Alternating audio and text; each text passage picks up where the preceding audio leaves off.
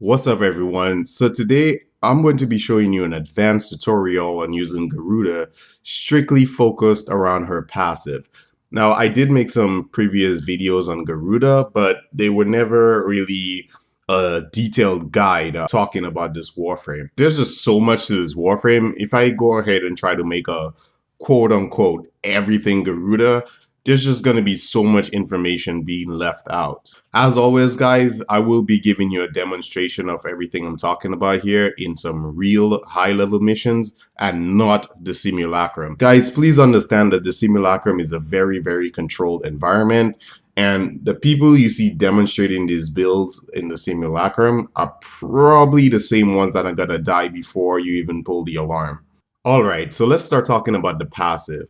In this video, I am only referring to the side of the passive that increases Garuda's damage. I will be talking about her talons in a separate video, as I discovered that there's just so much more to this Warframe than I thought. So Garuda is one of those Warframes I recommend that you do not try to build her for everything. If you're playing high level missions and you try to do this, what's gonna happen is that you're gonna find that you're nerfing your own self. So with her passive, which is the damage buff, if you want to take advantage of this and get the full 100% damage for as long as possible, this is what I do and what I recommend. So starting with the build, this is the latest build I use for Garuda. The mods here that are critical to her passive are the Quick Thinking, the Prime Flow, the Handspring, Pain Threshold, Steel Fiber, 2 Arcane Guardian sets, and the Adaptation. When you have all these mods around Quick Thinking,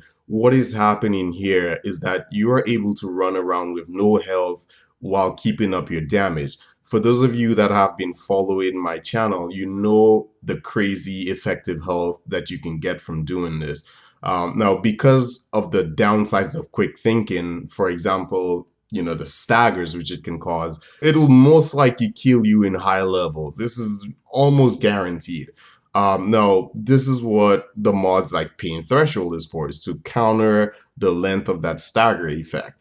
Handspring is also there since you're running around at risk. You want to ensure that you're always moving around, and any strong hits that you take, you want to make sure it doesn't stop you for too long. Now, this is as far as just the abilities. You do want to ensure that your shield is up at all times to prevent frontal damage, and try your best to never have enemies behind you, which that's where any radar mods, for example, like Enemy Sense, this is where that comes into play. Now, for this build, of course, you're always paying attention to your energy instead of your health. So whenever your energy is running low, what I recommend is that you do not let your energy reach below half. Okay, always keep your energy half full, half empty, however you want to call it. But what I do for this is that the Blood Altar and Blood Letting, I use these two abilities to keep up my energy. So what I would do is that I'd spike an enemy and spam Blood Letting until my energy is full.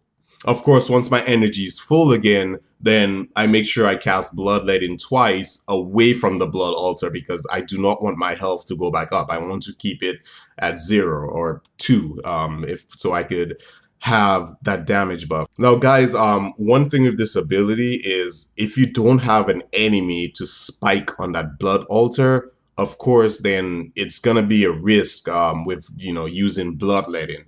So one thing I recommend is Margus Elevate, which is, I use this all the time. Anyone who knows me knows that this is one of my favorite items in the game, because if you don't have an enemy to spike, then, you know, what are you going to do about getting your health back? So as you can see here,